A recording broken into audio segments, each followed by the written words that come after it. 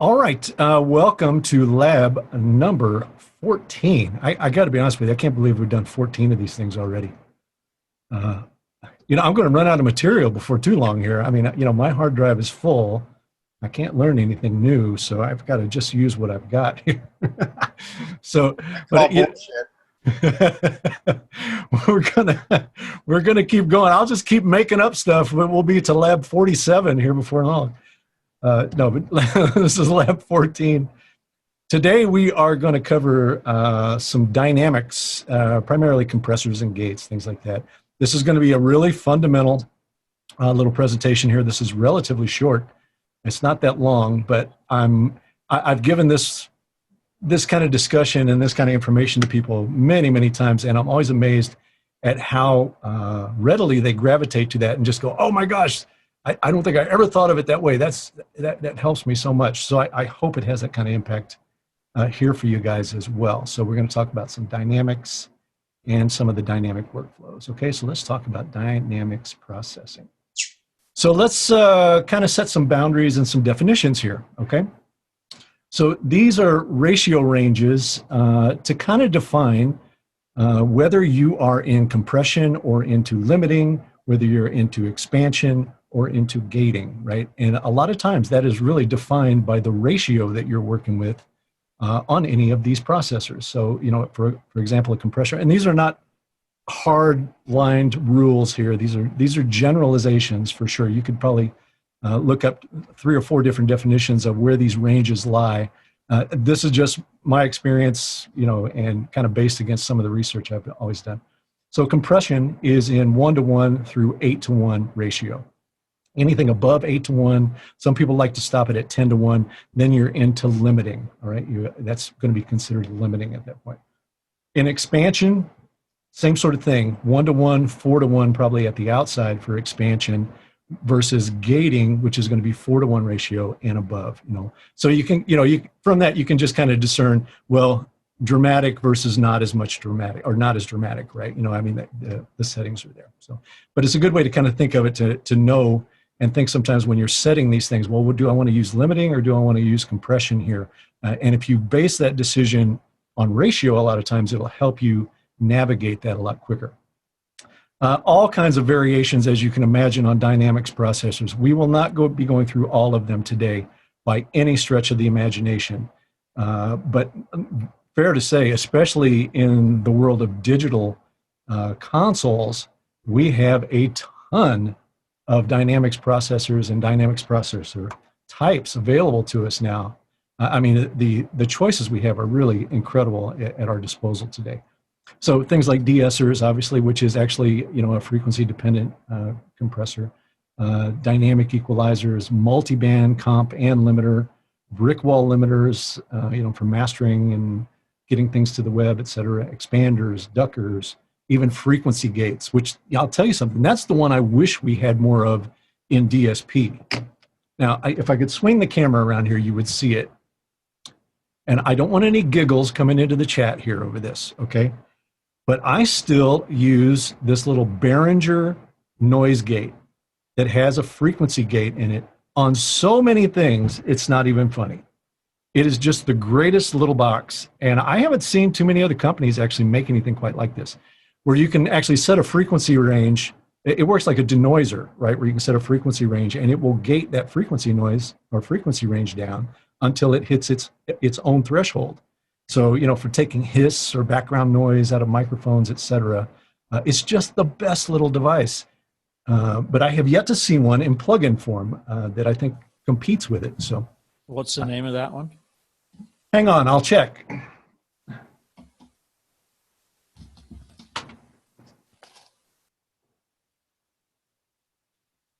The one I have is called the Denoiser, the DNR 2000.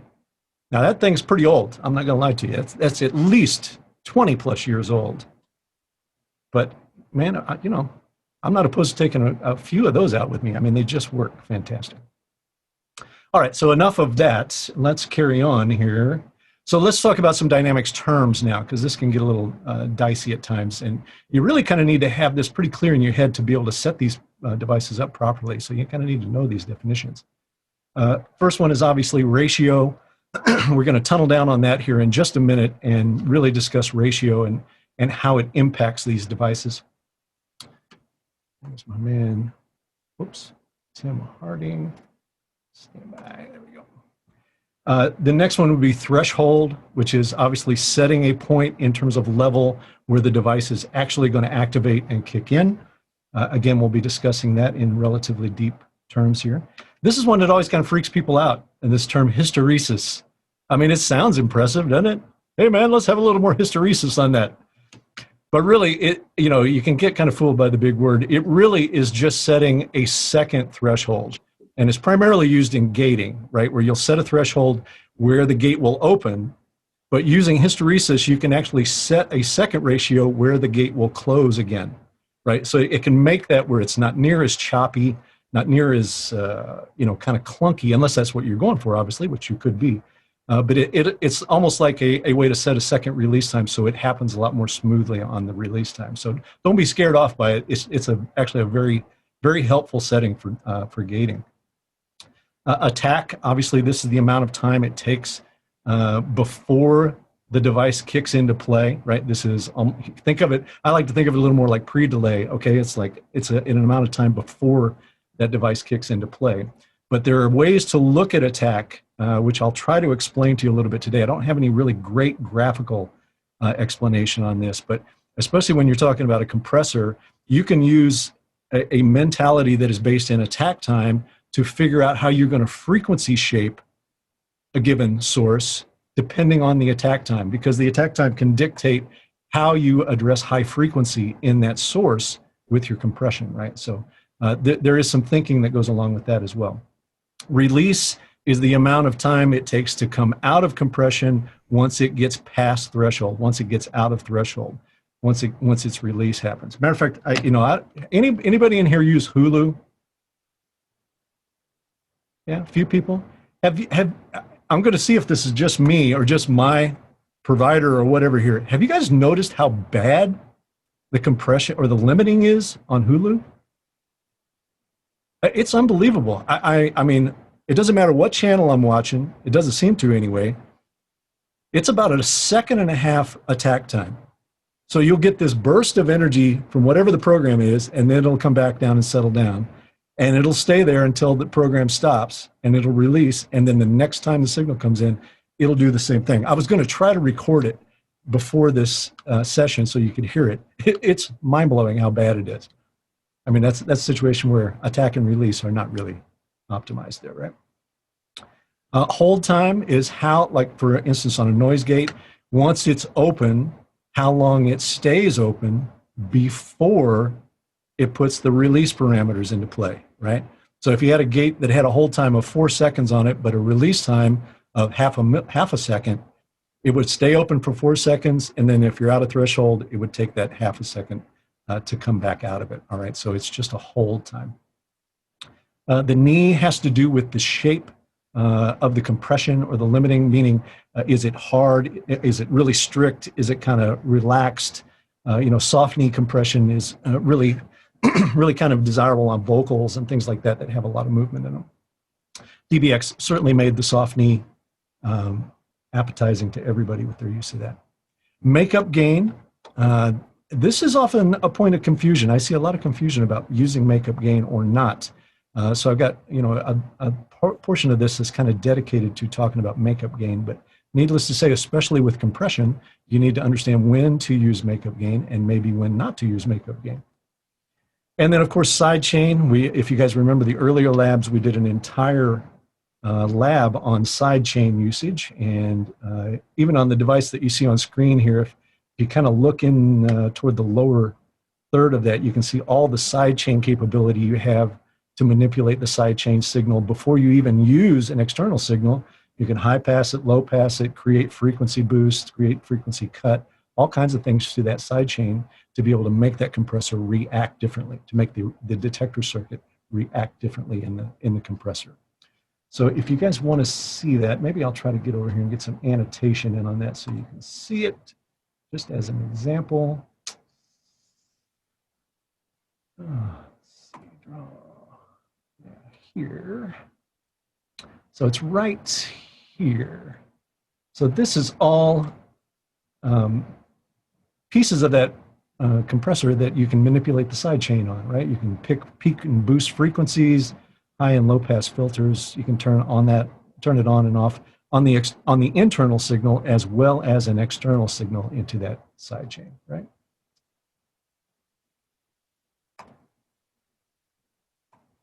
All right. And then finally, look ahead. And obviously in the digital domain now, we have the ability, because we have latency involved and buffers involved, we can actually look ahead at the signal before it gets to the processor and have it do things to that signal before it gets to the processor, right? We can actually impart some of that ahead of time, which is really important for things like limiting, et cetera, especially in speaker protection, things like that. All right. So let's go through some compressor types. This is always a little mysterious for people, and rightly so, because it has to do with the design topologies of different kinds of compressors and dynamics processors. So we're going to talk about 4 different kinds of compressor types here. There are hybrids of this. There's all kinds of stuff out here, but I kind of put these into 4 kind of main piles to discuss these kind of units, because I think, you know, as you mature as an audio engineer, one of the things that happens to you as you mature is that your database of devices starts to increase dramatically, you know, and as you start to think, okay, I need this input to kind of sound like this or react this way, you'll start to tie that to different types of devices, right? Because they react, they make a signal react, or they react differently to the signal than each other. You know, all of these devices have a tendency to sound not similar. I mean, they will sound dramatically different depending on how you use them, okay? So let's start out with the modern compressor, we'll call it, even though the device I have up there is probably 30 years old. But this would be an example of a VCA detector circuit in this style of unit, right? And of course, the VCA in that situation offered very low distortion of the signal into the detector, so it worked really good. It's a very clean compressor. If you've ever used a 160, it's actually kind of hard to get some aggression out of it without it feeling really, really overcompressed. It does have a variable ratio that you can use on it. Fixed attack and release, though. You don't really have control over the attack and release parameters. But like I said, just offers a really clean audio profile. You wouldn't really use this kind of thing for color necessarily to your signal. Okay? Everybody good with that kind of description there?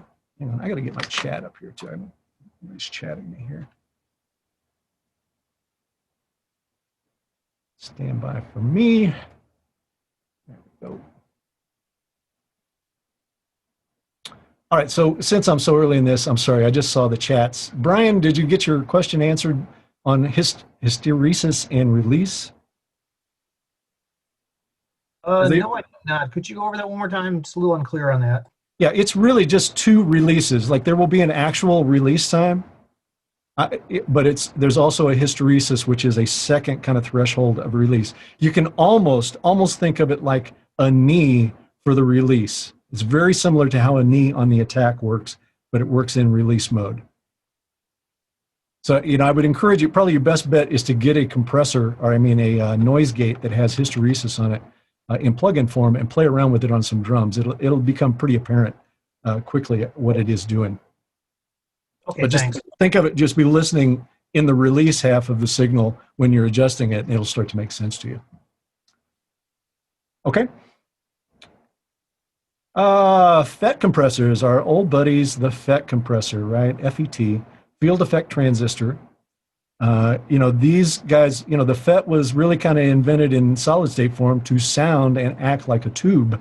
You know, that was the idea behind FETs. And probably no more famous example of a FET compressor than 1176. You know, you have full ability to adjust attack and release time. You have some fixed ratios here, but this is this is traditionally kind of a bright, kind of snappy, punchy unit. It's fantastic for drums, you know, percussion, anything like that. But that said, and this sounds like fluff, but it is just not fluff. I saw it and know that it happened I know recording sessions on famous records where they just ran every signal through an 1176, whether it was compressing or not, because they liked the sound of it on the output versus the input. So take that for what it's worth. They're an amazing unit. I have two of the original blackface LNs that you would have to kill me and burn my body to get away from me. But they're just a fantastic unit. They're definitely a centerpiece of pop and rock music for the last 50 years, that's for sure.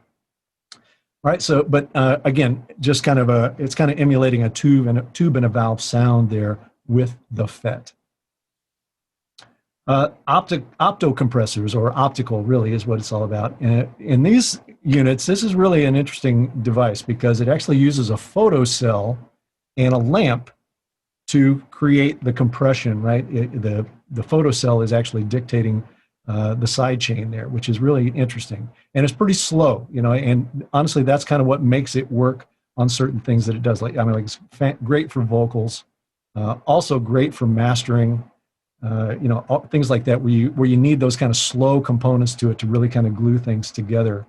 The thing to keep in mind with this unit, and the next one that we're going to look at, which is the variable mu, is that we don't have any control of ratio here, right? Ratio is actually a function of input level and compression.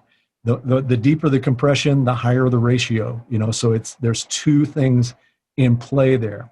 And when I see guys use this unit a lot of times, especially if they're using it on instruments, I think that's where they fall short on it sometimes, because they're not realizing that as they go deeper into threshold on it, they're actually changing the ratio that is being used there as well, even though they don't have control over it, right? So you have to take that in conjunction. I'm going to give you an actual audio example of that today. Some of these things, like the difference between these topologies, would be very, very difficult to kind of show and demonstrate in this kind of setting. But I want to get this kind of thinking in your head for when you're choosing the style of plugin. Because remember, all of the characteristics of these are being modeled in plugin. Even though those aren't physical devices, the concept and the response of the devices is being modeled after these devices. So the principles apply, okay? Let's see, what else? Yeah, let's go to variable mu. So variable mu, these are some of the famous, the 760 is probably the most famous compressor on the planet, most coveted software or hardware on the planet for sure. This is all tube, there's a lot of valve gain reduction in this. Again, you have ability to adjust attack and release, but they're kind of in fixed profiles. It's not a completely variable attack and release. You'll have some presets that you can use with it. Again, this is a kind of device you could use everywhere in the right setting. And I know recordings and stuff that have used this all over the place. But more often than not, I think it's probably used on vocals, guitars, and probably mix bus. Those are the big places. And kind of a way to think about this, I think, in these kind of devices, and when you have these slow attack and release profiles, is those kind of devices work really good to glue a mix together. Have you ever heard anybody talk about kind of gluing it all together or kind of making it dense sounding? That's what's happening there with those attack and release times. And probably no better example of it than the 760 here, okay? All right. So let's move on from there. Let's talk about some controls. Actually, before I go there, I'll ask for questions. Anybody got any questions?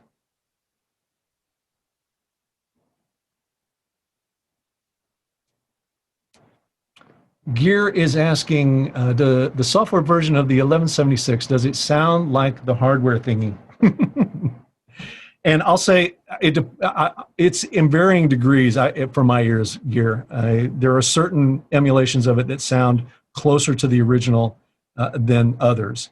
And the other thing to remember is there's about 3 iterations of the 1176. There was the blackface LN, there was the blue tag, and one other one, I can't remember what it was, but even they have different characteristics to them. And for my money, the thing that always made the 1176 kind of stand out from other compressors was the speed. The speed that you had the ability to get in the release time. Like if you wanted a really, really fast release time, which you can do, it's kind of a cool thing to do with 1176, which is this kind of medium slow attack time, but a really quick release time. And, you can take a vocal and get it to really, really sit, especially if you're using that in parallel with something. that works really, really good. But if I saw one thing in the plugins that I don't think they ever got right, probably short of the UAD one, I might include the Waves one in there, but I know the UAD one is really good, is they got the release time right. So, if you want to get that kind of response out of it, you can. And then there's always this little bit of harmonic goodness that happens in that device. I think that's why the guys liked putting signal in it and just running through it. There was actually some harmonic plume that was happening there that they probably couldn't explain it, but just going, I like that better, because it had a little more grit, a little more bite to it. So, that's my take on whether they go. Maybe that's that might be a good lab to do sometime, is to kind of pull in some hardware pieces and try to do some comparisons to the software pieces and see how close we can get them, look at them in FFT, et cetera. Think that'd be a good idea? Should we try that? Yeah, I thought it would be really interesting to do what you did with the harmonic distortion of the other units a lab or two ago, to do that with some hardware pieces. That would be amazing. Yeah, I'll see what I can pull in here. Like I mentioned earlier, space is tight in here. I don't know if I can get any more racks in here. That'll be Lab 76. Lab 76, yeah, look for it on your schedule. That's right. All right, let's jump into Dynamics controls here. And let's just talk about really understanding ratio and what it does, okay? Because this is, for my money, this is the key really to understanding all of it. If you can really, really understand ratio, and then even just watching input signals or something like that on your console and try to apply this mentality in terms of ratio and grabbing a setting for that input, to me, this is the key. And I used this I put this together for some students that were just entering audio, where this concept of even compression and ratio was just completely foreign to them. But I've been kind of amazed at how many guys actually gravitate to this and go, wow, that really helps me understand that. So I've kind of come up with this little saying, right? So you might want to take a screenshot of this, whatever, and whenever you're thinking about what ratio should I use, put this little saying in your head and fill it in, right? So at a ratio of X to 1, for every X dB over threshold my signal is, I will only see 1 dB increase of output. Right? Just say that over to yourself a couple of times here and really try to process what that is saying, because it's the key to understanding ratio. And we're gonna do some examples of it here. All right. I'll give you just a few seconds. You're gonna have more chances to get this, so I'm gonna, once I do this change here. All right, so let's take a look at a ratio of 2 to 1 and think about what that actually means in terms of output, right? At a ratio of 2 to 1, for every 2 dB over threshold my signal is, I will only see a 1 dB increase of output. So just kind of doing the easy math, at 4 dB over threshold, 2 dB increase in output. 8 dB, blah, blah, blah. You kind of get the idea, right? Which should lead you to kind of understand and believe, okay, well, at 2 to 1, it's not going to be grabbing and wrangling my signal down to the ground. It's actually relatively subtle, right? It's just trading 2 for 1 on the output.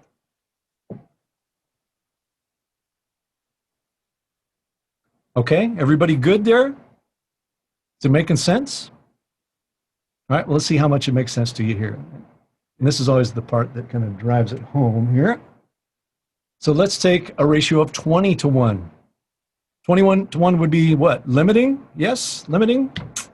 Okay, correct.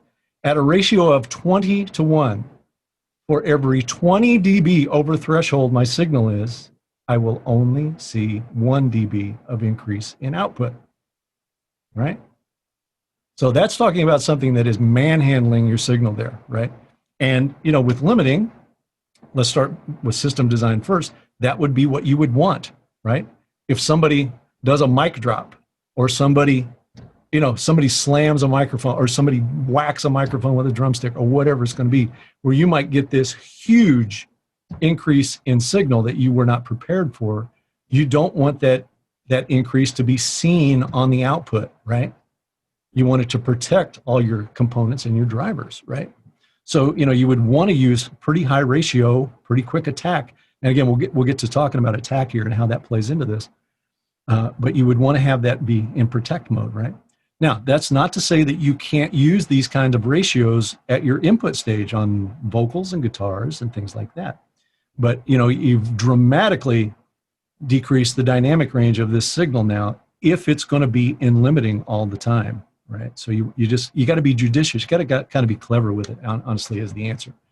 But hopefully this will help you understand that at that high ratio, I'm going to keep pushing signal into it. I'm not going to get any more back out. You know, at 20 to 1 here, I could go 40 dB over threshold and only get a 2 dB increase in output, right? Is this helping you kind of visualize it? Is it helping you understand ratio a little better? Because you should be able to now, once you have this kind of thought process in your head, look at a signal while you're listening to it and kind of look at it and go, wow, okay, I just need to reduce that range by this much. You know, whenever he gets up there, I needed to pull it back, you know, 4 dB, whatever. You know, you can kind of do the math there quickly in your head to think, yeah, I need about an 8-to-1 ratio there, right? And then it's all about just tailoring in attack and release to make it work correctly. But this should help you get the level versus the ratio part of it sorted out. All right, so let's see, where do we go here? Yeah, so let's take a look at some kind of fabricated examples here. All right, so here's a situation where our compressor is actually in circuit, right? But it's not in action. This is kind of that 1176 thing I was showing you earlier, right? So in this situation, you got three looks at the meter here. Like on an actual device, you could do this, where you can look at input level versus threshold. You can look at gain reduction, meaning that middle meter, the deflection needle is going to move left, right, as in order to show the amount of gain reduction that is happening. And then output level is pure output level, right? The dotted line represents threshold here, I believe. Is that right? I believe it is, yes. So let's just walk through this example here, right? So the ratio is preset to 4 to 1, 4 to 1. But our input level peaks at 2 dB below threshold. That's in that top VU up there.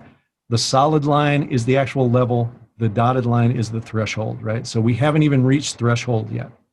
So in that situation, of course, it's going to be a 1-to-1 pass-through. The ratio is 1 to 1 at that point, right?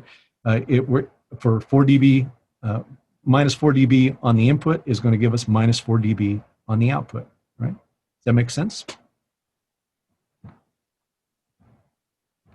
Okay, so let's go to another one now, and let's actually get it in action now.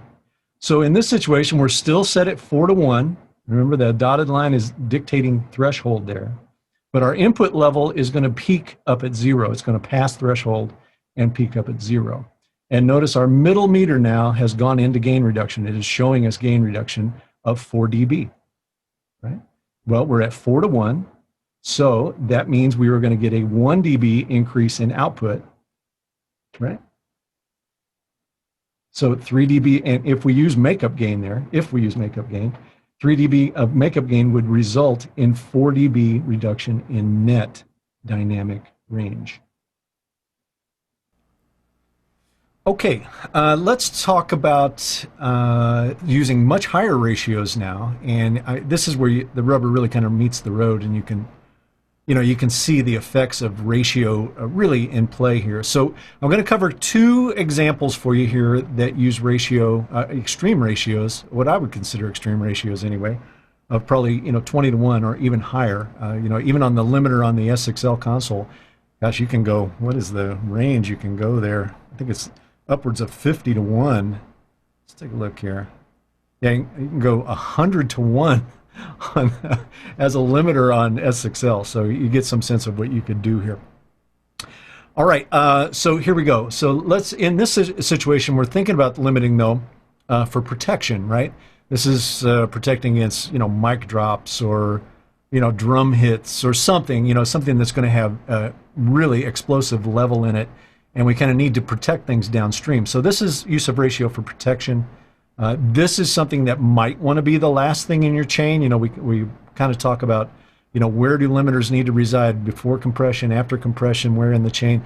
In this situation, this might want to be something that is very far down in your chain or far along in your chain because you're going to use it for protection, right? So you would want to have it before the devices that you need to protect.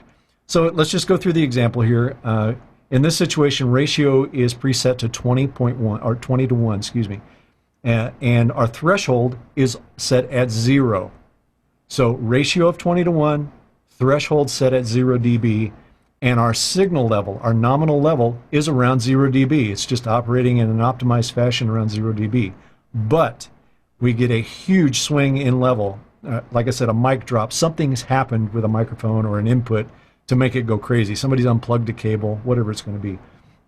And we get this huge swing of input level into our channel, right? In this case, we're going to just make it a 20 dB swing to make the math easy. Well, of course, that's going to result in a 20 dB reduction of gain, right? That big level is going to come in, and the compressors are going to go, nope, going to turn it down for you at 20 to 1. And of course, at 20 to 1, what that's also going to mean is that the output will have only jumped up 1 dB. If that's a 20 dB spike, we're sitting at 20 to 1 with a nominal operating level with threshold right around nominal. We get that 20 dB peak. The output's only going to increase 1 dB. That's our formula. Remember when we did the little saying of, at X dB, blah, blah, blah, this is where this works, right? So as you can see there, we've had a huge swing, but yet the output has not really changed much in level and protected the devices downstream. Now, obviously, you don't want to have that kind of level happening all the time here unless you're going to use it to effect, right, in a meaningful way, which is what we're going to talk about next here. All right, so let's take a look at using this style of limiting for effect, which you could definitely do. This is not an uncommon workflow at all.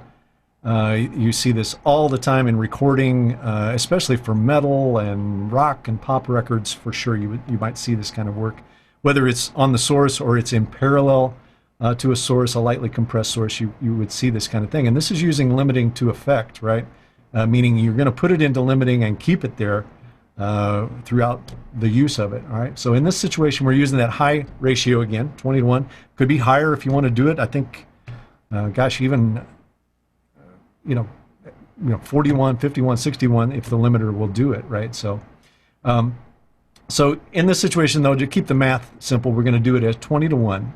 So let's go through the scenario here. So in this situation, we have a 20 to 1 ratio, but we're going to set the threshold now at minus 20, right? Threshold at minus 20, not at 0. And we're going to have a nominal operating level of 0 dB. So as soon as the signal is on and operating, we're already 20 dB over threshold. And of course, that's going to result in 20 dB of gain reduction, right? It's going to push that signal down 20 dB.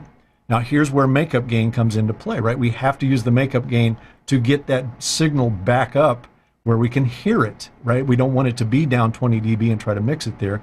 We need to add that 20 dB of gain reduction back in makeup gain so that we hear this greatly reduced dynamic range signal, right? This signal that literally has no dynamic range now, and we're going to bring it up and use it wherever we want to use it. Now, of course, you have to be careful with this in live sound. You can get away with this in the studio, but getting away with this in live sound is dicey because remember what we do in this situation. The lowest level signals are now essentially even with the highest level signals. And in live sound, for a vocal is the best example. For live sound, all of the surrounding noise, cymbals, drums, guitars, PA, is now just as loud as the vocal in that signal when it's limited like this. So you have to be careful. You probably can't get away with using this except for under some pretty extreme circumstances around that microphone. So you can try it. Just be careful with it. Probably works best in this situation in live sound using this as a parallel element, as a mult element back to an original vocal or guitar or whatever it's going to be. All right, so be careful with it. But it does absolutely work. All right, let's talk makeup gain. When and where to apply makeup gain. So here's kind of the discussion.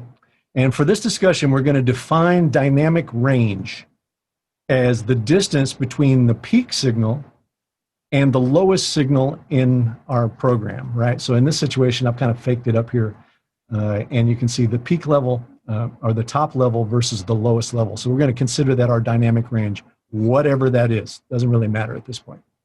Okay, so maybe in this signal we've kind of said, well, see this really high peaky part here? That's the part I need to get turned down a little bit to make my signal kind of set because there's kind of, there's too much distance between that and the other signals here. It's making it where I can't get the volume right on this particular thing. Maybe it's a vocal, right? So I'm going to set my threshold here. That's kind of where I want this vocal to sit.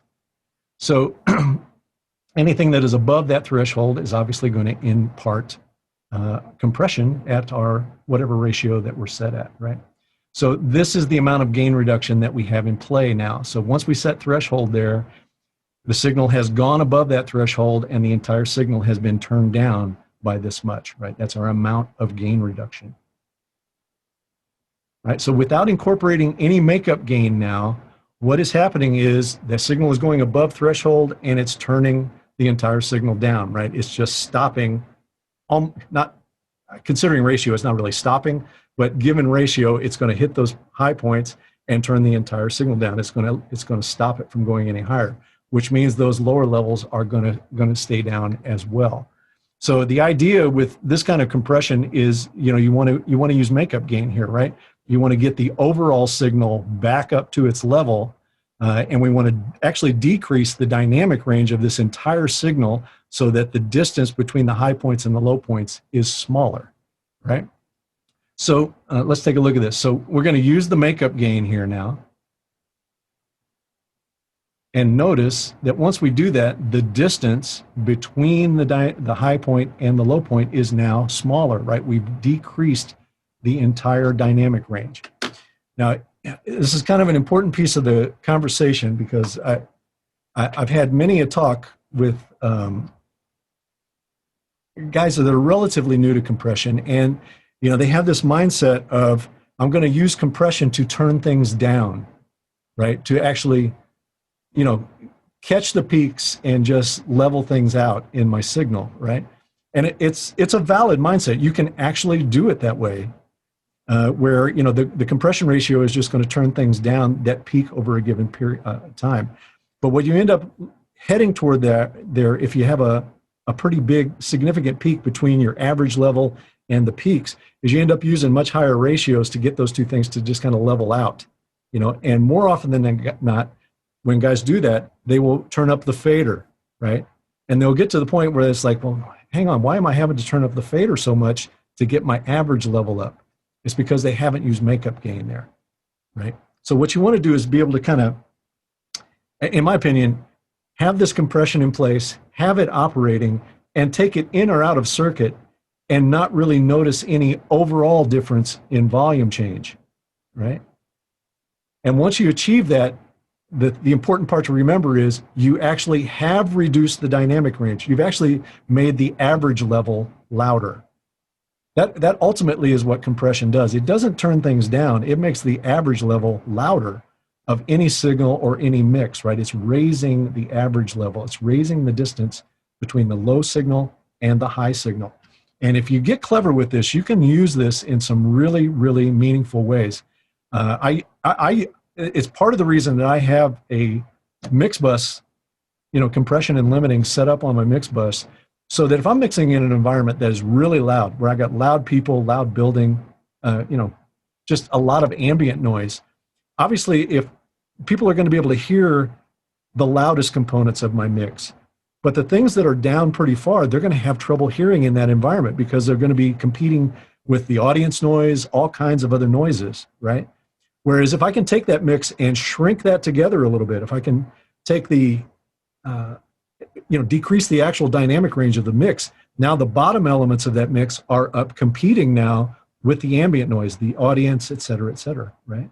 So, you can actually get it where people, even in a loud crowd, can actually hear the lower parts of your mix if you handle that correctly. Now, you want to be careful with it because as soon as they sit down and stop making noise, you're going to have this really kind of compressed feeling mix sitting in front of them. You might need to release it back down. You might need to kind of do your own kind of dynamic move with that. But the idea is that when we're using compression especially, and limiting, we are decreasing the dynamic range of the signal overall, right? That's what we're trying to achieve there. Okay? So can I use compression to kind of turn things down? Yeah, I can, but it's going to be much harder to get your average levels up at that point. It really is just an application in that situation. I'll give you an example where you might want to do that. So, and this is more of a side chain example, right?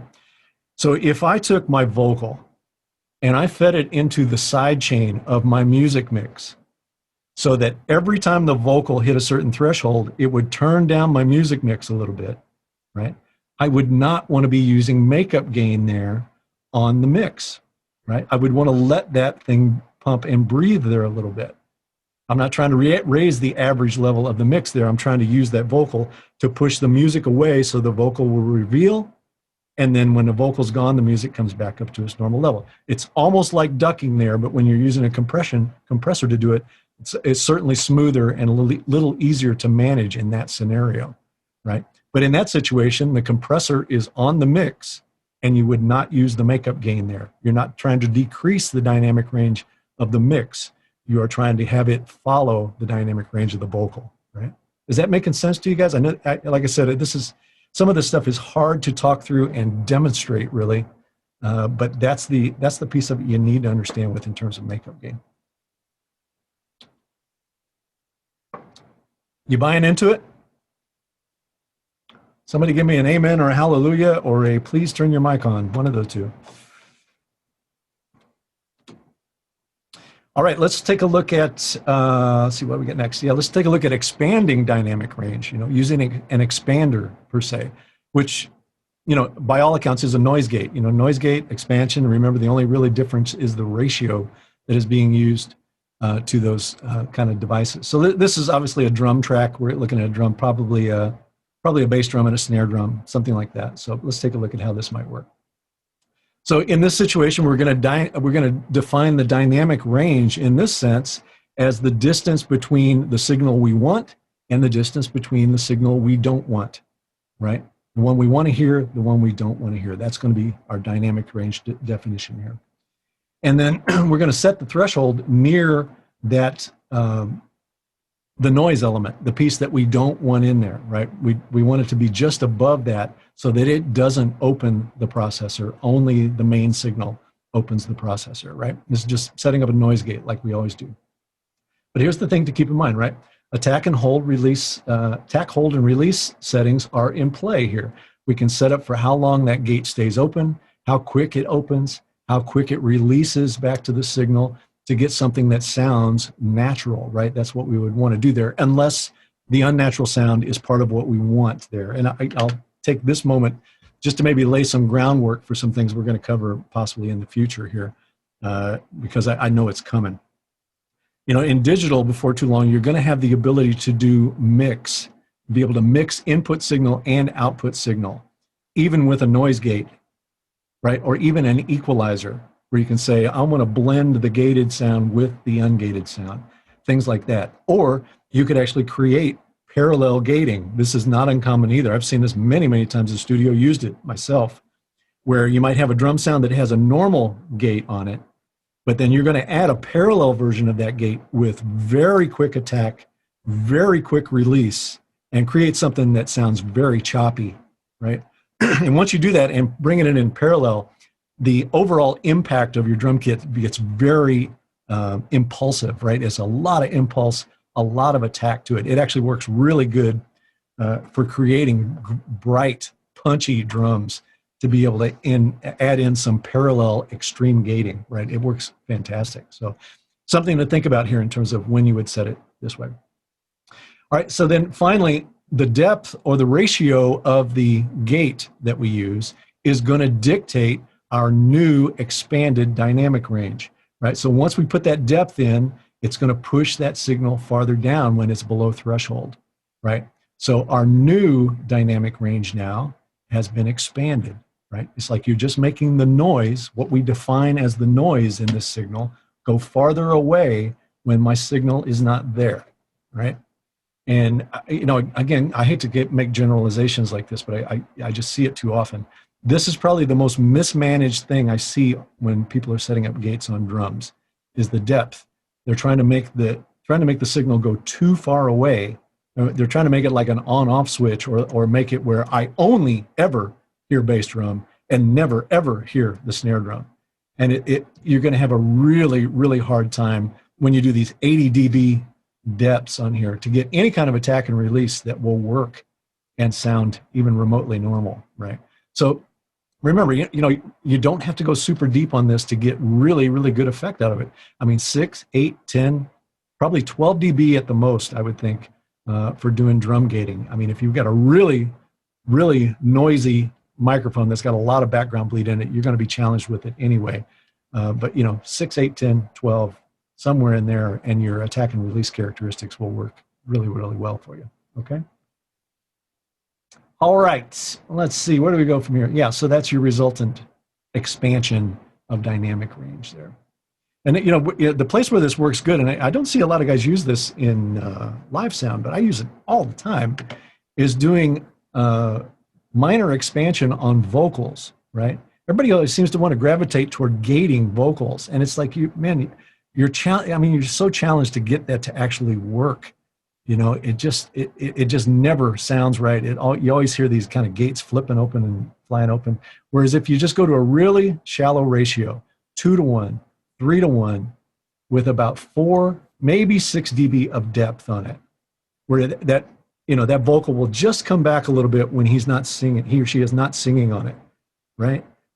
If you add that up over a number of inputs, maybe you got 4 backing vocalists.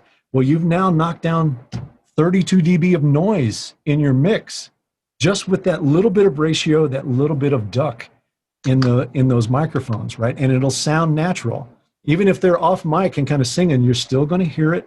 It may not be exactly the level you want, but it won't be this choppy noise gate opening up, right? So think expansion there, where you want to just expand that dynamic range of that vocal, get some distance between the vocal and the background noise. Don't try to make it 80 dB, just make it a good, 3, 4, 6 dB, somewhere around there. Klaus is using PSE. What is PSE, Klaus? Can you explain there?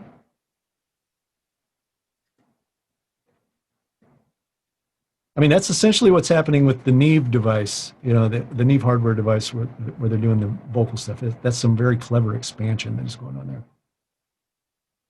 Oh, that is the Neve device, the PSE? No, I believe it's a Waves. Is that the Waves? Oh, that's single? Right. That's Waves, isn't it? Yeah, that's right. I know you use their Cedar emulator. I use it on bus outputs for corporates a lot. Yeah, any of the Cedar, the Dugan stuff, that's all very clever expansion that is going on there, right? Very tricky, clever expansion. Really, really good device. If you've ever used one on a set of lavaliers, you'll never go back. That is for certain. I've been using Dugans for, 20 years plus now. I've used every version of them. I've met Dan a few times, and basically I just bow. Yeah, me too, man. I just go, this is one of them we just can't give up. I mean, all right, so let's just talk through a couple of signal flow considerations here, because this is kind of important as well. Let's talk compressors and limiters first. So can I use limiting and compression on a single source, right? And of course the answer is yes. There's no limitations to what we can do here. But the question becomes, what order do I use them in, right? And I'm going to give you an audio example of this here to kind of drive this home. So the idea, is to possibly take out peak information with the limiter to allow the compressor to be more smooth in what it does, right? So, the combination of limiting and compression is actually really, really, let me just emphasize, really powerful in live sound. The ability to have these units back to back and use them is an absolute lifesaver. An absolute lifesaver. If you haven't done this or considered this in the past, I would urge you to do so, right? Especially if you're going to use a compressor on your signal that is one of these multi-ratio compressors, or where the deeper you get into the compressor, the higher the ratio. That is a situation where that kind of unit is really hard to use in an optimized fashion if you've got a signal that is going all over the place at the input stage. It's just going to be really difficult to use there. So what you'd want to do is set that up where, if, like in the example I'm going to give you, where the singer is singing very, very quietly, where you can still possibly even have some compression on that, but once they go high and loud, the limiter catches it at a high ratio and keeps it there so the compressor can still keep working, right? Another great example of this, it took me forever to kind of have this light bulb moment with Petty, was that he would, on acoustic guitar, especially if he had a strumming part, he might play eighths or something, and it was pretty low amplitude, right? I mean, he would just be playing along as a very light strummer. It's part of his sound, actually. But at the end of the song, he would hold the guitar up and, I mean, just be wailing on it, you know? So if you had any sense of setting the signal when he was playing it in the song and got it up in the mix, as soon as he went there, everything bottomed out. I mean, it would take out the bus limiter. It was so much signal in it, you know? So of course, you know, the idea was, okay, I've got to get a limiter in front of his compression here, something with a really high ratio to catch it when he goes there and bring it back down. But when he's not playing that, the limiter's out of play, right? It's just in compression at that point. So, you know, that's the thing. And I would just add to it before I show you the example. I've become so enamored with this that I just, like, if I'm going and doing a show where I don't know the vocalist or I haven't had any time with the vocalist, there's a limiter and a compressor on every vocal channel. And it's, you know, I can kind of get a sense of where it needs to be set after, you know, 8 bars, 10 bars of music generally. But it's a good way to catch you and keep you from fighting through some of these issues when you're setting it. So let's go to the example here. Let me just do this.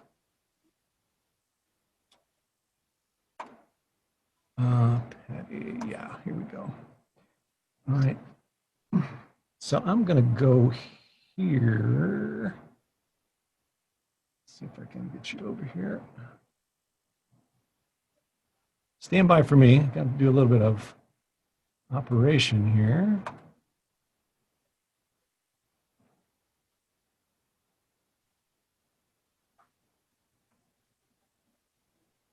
Okay, so this is from some Patti LaBelle stuff I recorded live, and as you can imagine, she has an unbelievable dynamic range. I mean, so impressive, and she just handles it so well. But this is a situation where I actually use the onboard dynamics on the console on the SXL as the limiter, and then I put an LA2 after that for compression. All right, so I'll let you kind of see it here. Get this in here.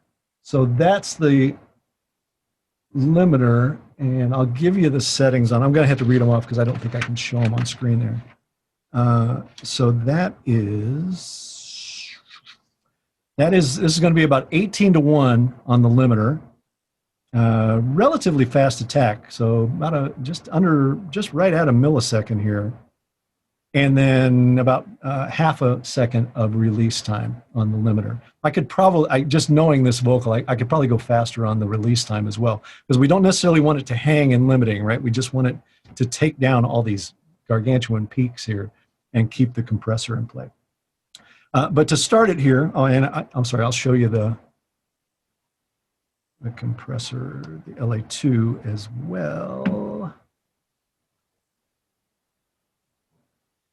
Sorry, this is going to be a little clunky to show this. So there's the LA2A. You can see it's set into compression. So I'm going to try to get it where I'm going to play this through a couple times and let you look at it without any limiting on it, and let you watch this compressor and see if you can tell the difference here. I'll give you a couple different looks of this. All right, so that's out. And you guys might have to give me a little read on the volume that is coming to you here. All right, so here we go, I think. So this is without the limiter.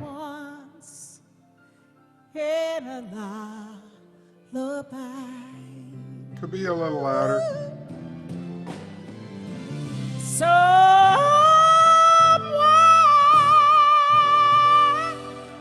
Over the rainbow.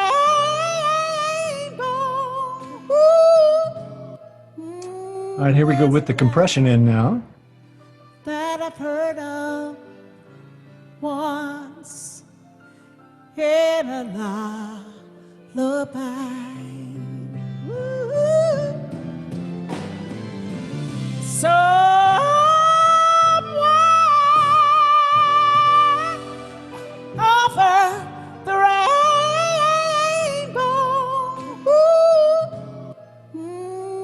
Now, if you kind of get your ears wrapped around it, you can kind of hear the ratio changing in that as it goes there, right? So I'll let you go on that one more time, and then we'll come back and put the limiting in front of it and listen to what it does to it. There's a line that I've heard of once in a lullaby.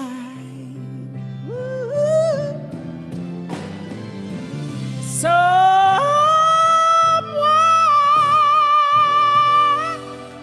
over the rainbow. Okay, so this time I'm going to put the limiting in front of it. At least I think I am. There we go. All right, so now watch the difference in how the LA2 reacts now. There's a line that I've heard of once in a lullaby. Someone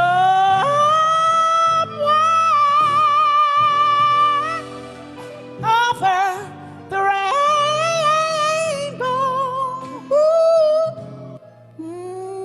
Right? Everybody hearing the difference there? It was really noticeable in my earphones. I got to tell you that.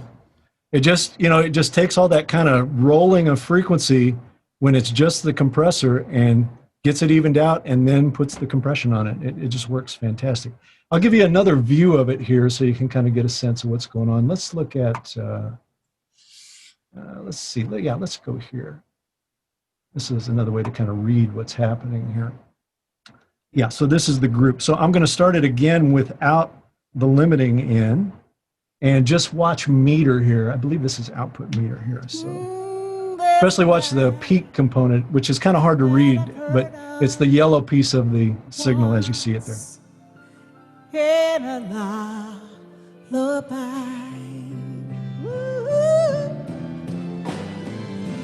Someone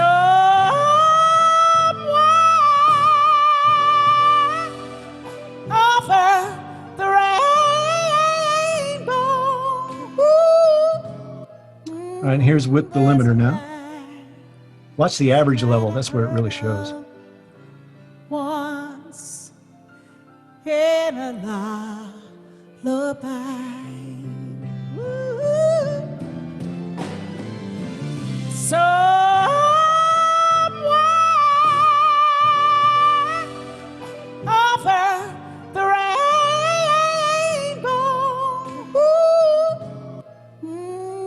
I mean, meter-wise, even it just sits right in the sweet spot down there. About minus 12 of that group there. So it works really, really good here. Is that making sense to everybody? Yes.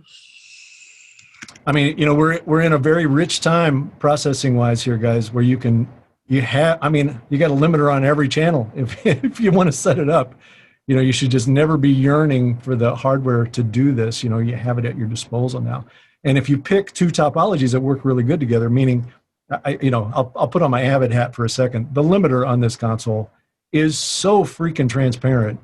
It's not even funny. I mean, you can have some really extreme limiting going on an input strip on this console and be pressed to hear it really doing its thing, other than just looking at the meter and going, oh my gosh. But then follow that up with one of these, like a variable mu device or an LA2, something that is a really smooth compression, especially on a vocal like this, I mean, it's money, man. I mean, it works so good, Everybody got that? Kind of following along there? Is it making sense? I hope so. All right, let's go back to this. All right, so yes, obviously using limiting and compression, you might want to do it that way.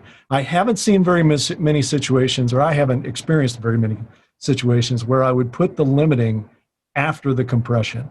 That really never seemed to make sense to me. I'm open to anybody that wants to bring it up and say, hey, yeah, let's do it there. I guess the only time maybe I might see this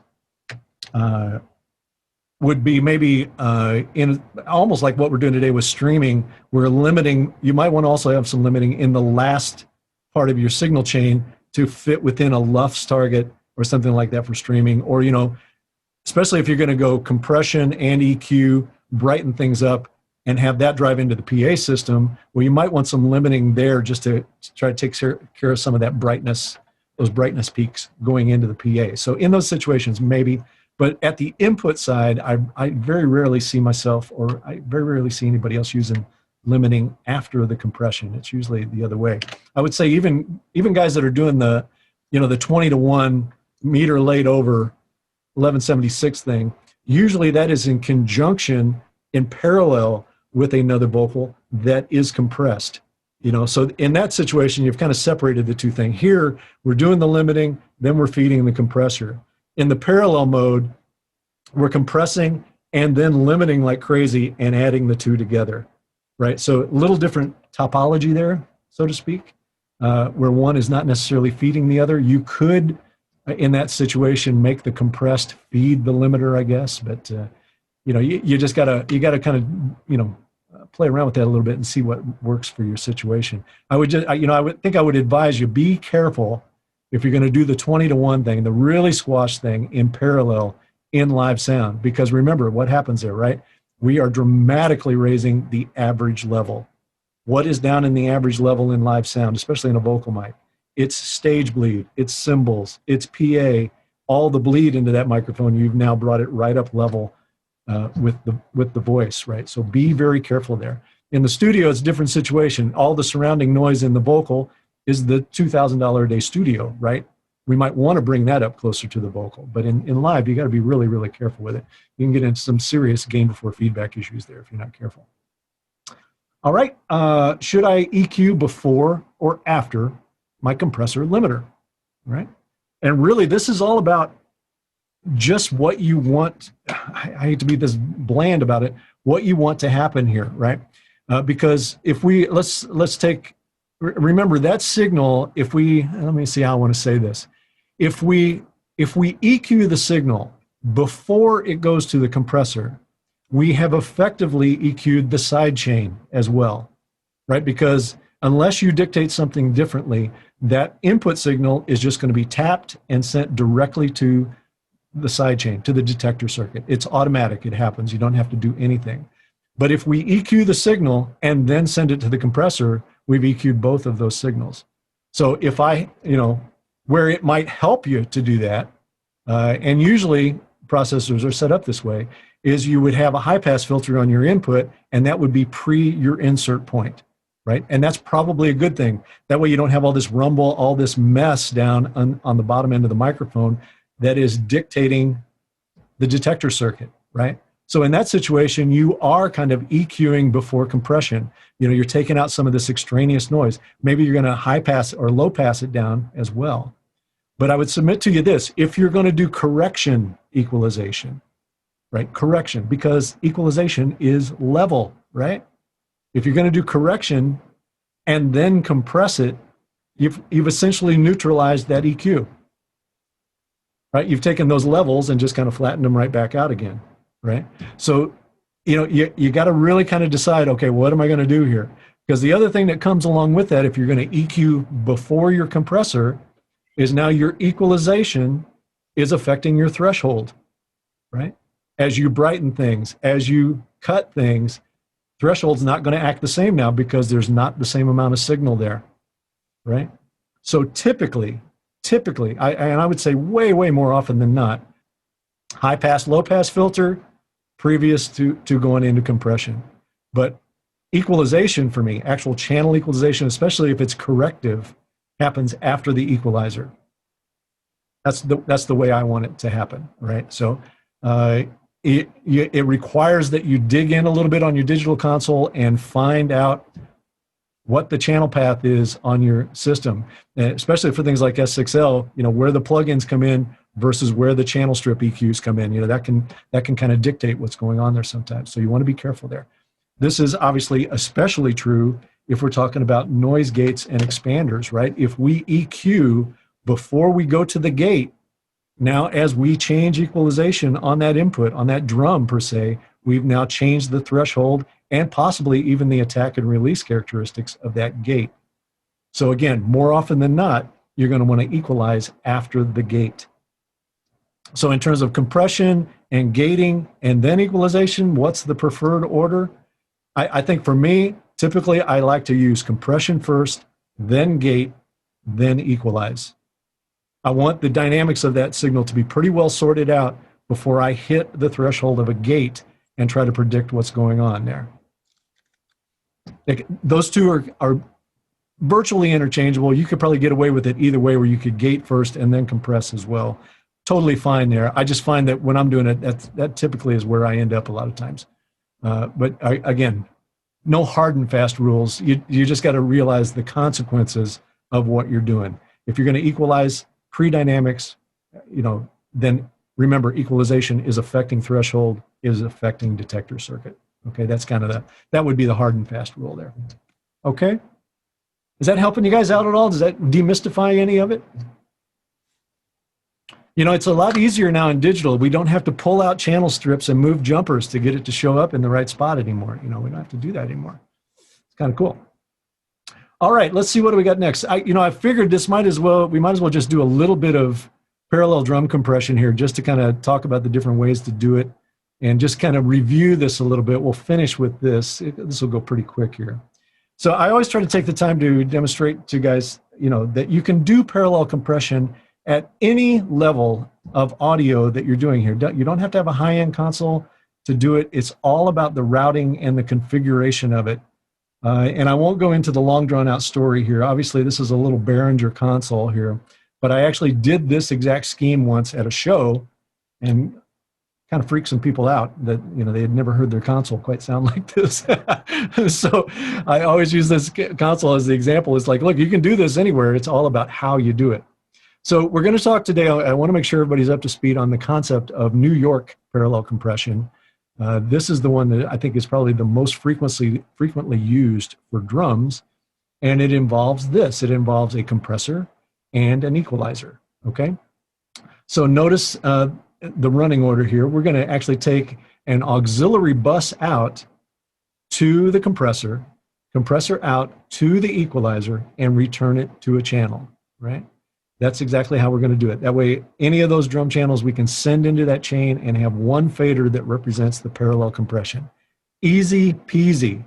So simple to do in analog, so much more difficult to do in digital. From there, part of the secret of this sound is being able to send both the compressed drums and the uncompressed drums to not only your reverb processor, but also your subwoofers. When you can send both of these signals to your subwoofers, now you're really, really cooking, right? So the idea would be we're going to take another aux bus out, and we're going to take both of those signals to the processor and create an effects return. And likewise, we would take another aux bus out and create a sub drive if we were driving subs on an aux. Whatever you need to do to get both of those signals to your subwoofer system, okay? So that's as simple as it can kind of get in terms of New York compression. You're typically going to work, fairly, I'll say average slow attacks and medium slow releases on that compressor. Remember, what we're trying to do with parallel compression is just, again, raise the RMS level of the drum kit up, right? We want to get the average level, both tonally and in terms of level, up in our system. And even doing something like this on this little Behringer console, the main response from everybody was, I've never heard the drums be that loud through our PA system. And yet we still had tons of headroom in the console. They couldn't quite get their heads around what we were doing there. So that's the other benefit, right? If we raise average level, we also raise perceived headroom in the console. All right, so let's take a look at how we would do this in digital. And I'm going to show you a couple different methods here. This is the method I've been using for quite a while now. I switched over to this, I don't know, probably 8-10 years ago, once I kind of figured out how to do it. And it's using a bridge channel, which I believe we've talked about in the past in some of the labs, to be able to do the proper time alignment of these sources, right? So in this situation, you can see I got a kick, snare, and tom. I'll just state here, not to make a rule, just for me, this is how I generally work. I typically only parallel compress the drums themselves. I won't parallel compress hi-hats and overheads and things like that. It is typically just the drums. So that's why you see a kick, snare, and toms there. And I'll take an aux bus out to some time adjusters to be able to create a bridge back to a pair of inputs. This is a pair of stereo inputs here. So one of those stereo inputs, let me move this so I can see here. One of these stereo inputs is the processed version of the kick, snare, and toms. The other is just a pass-through. It's just a bridge. And we have to do this so we can time align these two paths, right? So I got somebody just showing up here. Some latecomers today. All right, so we have to do that time alignment process. If you're curious about that, go and watch the earlier labs, probably lab 2 and 3, to get some idea of when and how you do this. But safe to say it's there for that. And the idea is that we're going to process one of those paths and not process the other, and then we're going to send them to a single subgroup. So in that situation, both the kick, snare, and toms processed, kick, snare, and toms bridged are going to a single subgroup, which is also assigned to our master bus. Notice the input channels of kick, snare, and toms go nowhere in terms of busing, right? They are not bused to a master bus other than these bridge and processed channels, okay? Now, the cool thing with this is, obviously I'm using an aux bus to do this and bring it back down into these two channels. And the reason I'm doing this is so that I can send these up back into auxes again, right? If I want to do, to a plug-in for reverb, et cetera, I can send the kick, snare, and toms from the auxiliary to that processor and create an effects return. I can also use another aux to send it out to the subs if I'm driving them separately, right? So it gives you a lot of control there, and it's very easy to get both those paths there. All right, so I'm going to show you the next one as well, and then we can come back and review if you need to, but I'm going to let you listen to both of these. They're virtually identical sounding, but they're just different ways of doing the same thing, all right? So the key here is just to remember you have to create the bridge in order to be able to create the alignment for those paths, okay? So the next one, this one is using two subgroups to do the parallel compression as opposed to two input returns, two parallel returns. So in this situation, we're going to have one subgroup that's got processing on it, one that doesn't. We're going to take all of our kick, snare, toms, whatever, and send that to one group that has all the processing on it. And then we're going to send all the rest of the drum inputs to the other subgroup, and we're going to add these two things together. Now there's, depending on the console that you're on, kind of dictates how you're going to get these two groups in alignment. We've talked about this in the past as well. Again, I'll refer back to labs 2 and 3 where, on the venue console, you can create a forced align channel, which is a channel that is assigned to the two subgroups as well as the left-right bus, and it will force the alignment of those two groups to happen. If you don't have that capability on your console, you can just duplicate up the processing on that second subgroup and put it in bypass, and that way the path length of those two groups is the same. So it's expensive in terms of processing, obviously, but sometimes you might have to do that. Or if you have the ability to do channel delay on those groups, you can get them in alignment that way as well, all right? But this works, just as good. The challenge here, and I'll say this specifically for S6L right now because we don't have bus-to-bus workflow right now in this console, is that if we had bus-to-bus, then I could just take those two subgroups, send them to the auxes that are doing effects and subs, and Bob's your uncle, you're on your way. I could also do that with auxiliary masters if I wanted to do it, as opposed to using groups, but it requires a bus-to-bus workflow to do that. In this situation, and this is the way I used to do it in the early days of Venue, you would just create matrices to get these two subgroup signals to your effects processing and to your subwoofers, right? In that situation, you would just use the matrices to drive to them and then return the effects back to channels and just add them to that subgroup, right? You just have to be careful which subgroup you're sending. Okay, so let's take a listen at both of these. I think I can do this pretty quick here. And let me pull up, let's do this. Let's go here.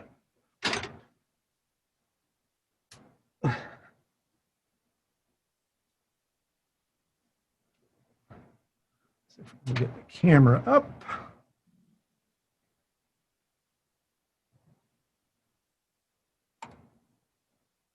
Let's see here. And again, you guys will need to let me know on the level, if the level's all right here. Okay, so here's drum kit. The first example I'll show you will be that first parallel set that I showed you, which is where we have go aux bus out into the plug-in and return it to two channels, two actual input channels, and then assign those as well as the other drums, meaning cymbals, overheads, hi-hats, to a single drum group. So we have a single auxiliary, a single submaster for the drums, right? No effects processing here. We're just going to talk about the drums and the effects. I'll highlight each one of these for you. Let's see here.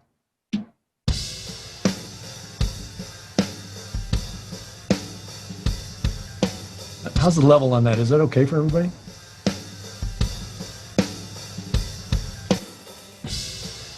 It could be louder. It's lower than your voice. Yeah, be a little louder. That looks pretty hot on the LUFS meter here.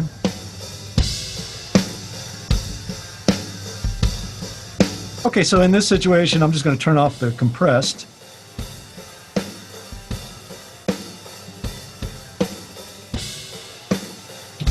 And add back in the kick and snare.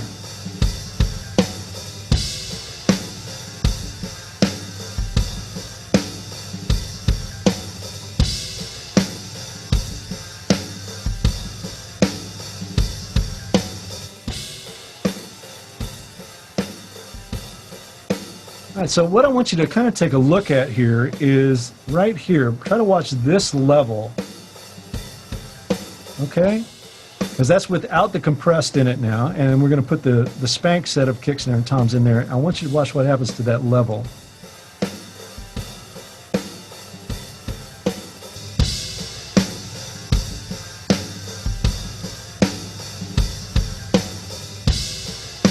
So the RMS portion of that signal has stayed right where it was, but the drums feel 2 or 3 times louder, right?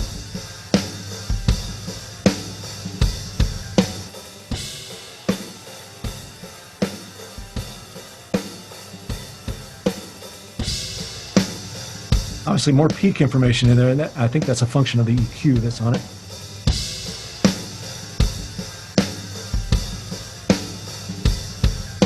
All right, so here, next we're going to go to the one that is done on the groups. So I've got 2 subgroups set up here. This is all drums, and then this is the spanked version of the kick, snare, and toms added in at the group level here. Right? Let's see how I got it here. Yeah, sorry, a little different volume there, but you can tell.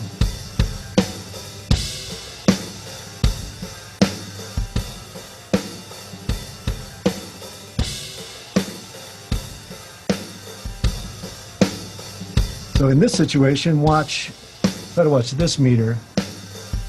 Actually, this one here. I'll put my finger right there.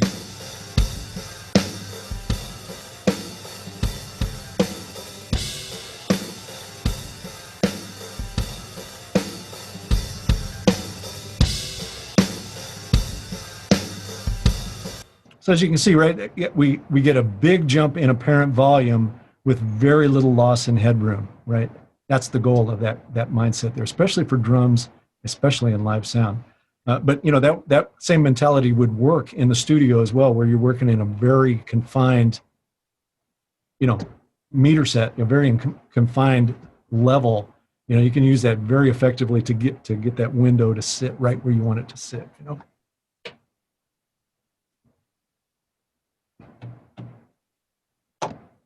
What do you think? Any questions? Anything you want me to cover? Happy to do it. I have a question. Come While on. we're on the subject of fabulous routing there, what exactly are you adding or changing with your Pultec EQ on the drum group? Sure. Let me just pull it up here. Let's see, I gotta do this one, I think. Stand by for me.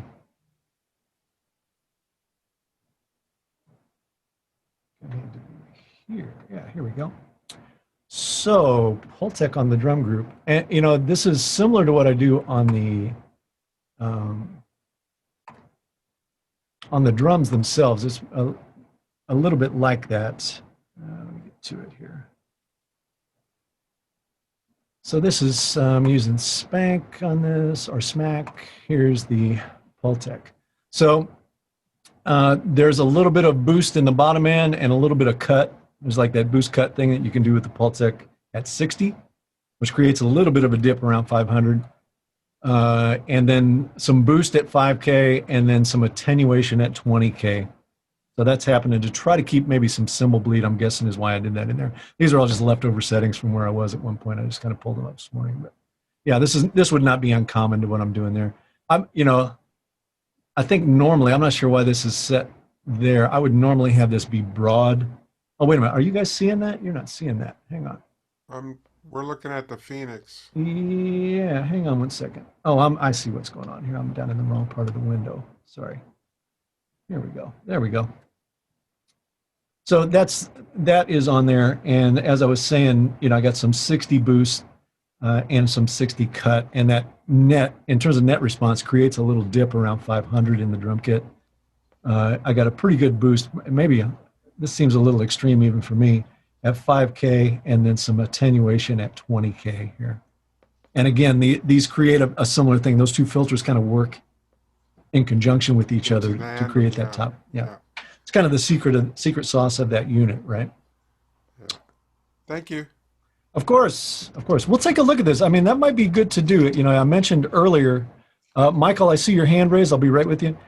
Talked about earlier of doing some examination of hardware versus plug-in. We could do that in FFT and look at, an actual Pultec versus a plug-in Pultec and see what the filter shapes look like. Things like that. Maybe I'll try to pull that together in a lab. That might take me a little time to pull together, but I bet I could do that.